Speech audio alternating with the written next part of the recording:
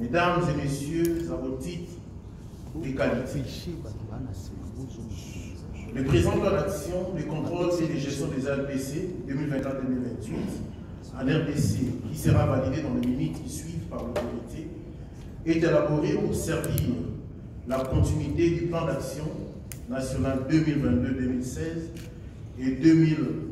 2012-2016 et 2018-2022. Et avec comme objectif d'endiguer le phénomène de la circulation illicite des ALPC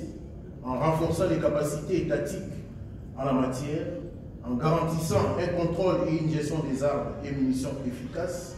en mettant en place un cadre légal national harmonisé en matière d'ALPC et enfin en mobilisant les ressources nécessaires pour rendre tout cela possible. Ce plan d'action national a connu un long processus de réflexion, d'échange, d'études, d'analyse et de développement, ainsi que l'exploitation des rapports des services et des missions d'évaluation organisées par la CNCALPC et ses partenaires traditionnels.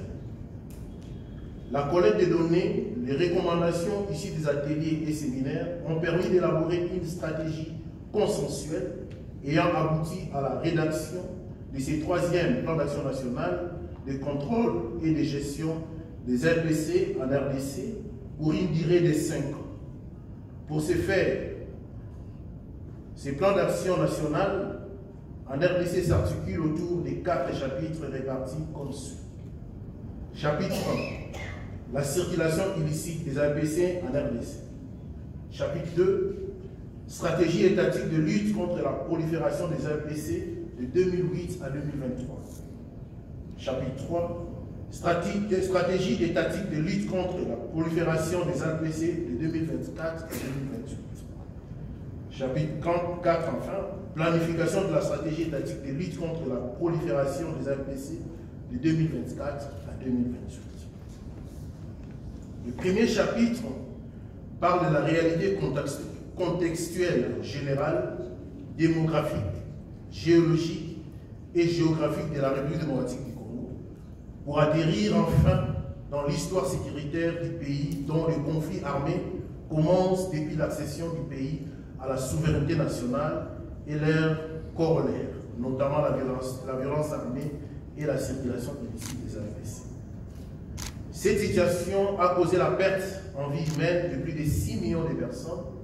la destruction des tissus socio-économiques de base, les déplacements des populations à l'interne comme à l'externe,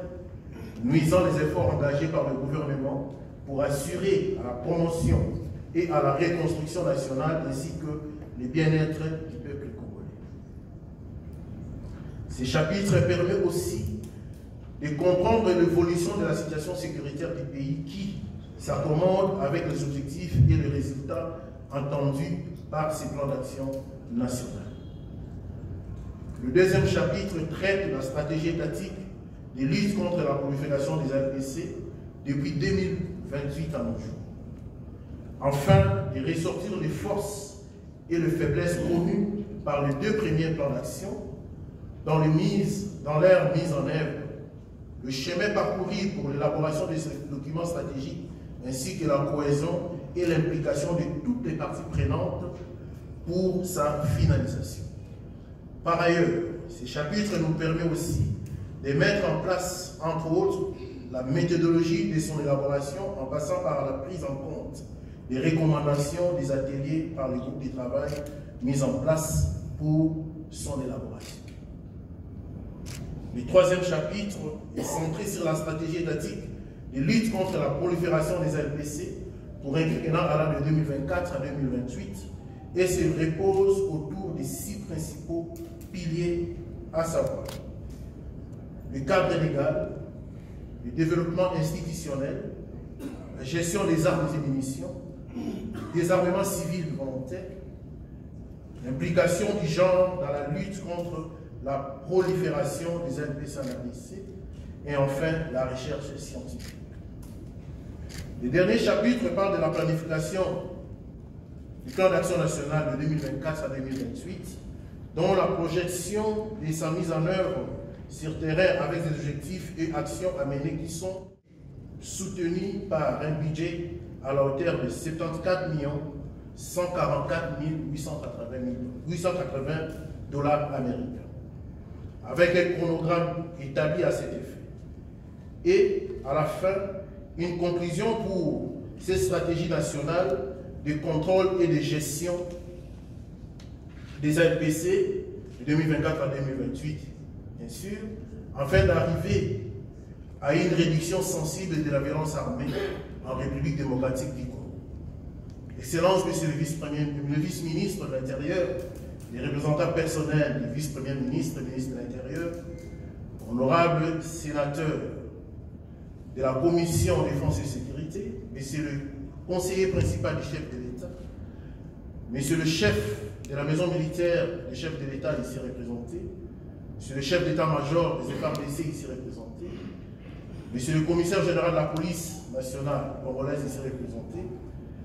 Monsieur l'administrateur général de l'ANR ici représenté, Monsieur le directeur général de la DGM ici représenté, Monsieur le chef de projet ALPC Guelmas, Mesdames et Messieurs, à titre de qualité, je vous remercie pour votre particulière attention.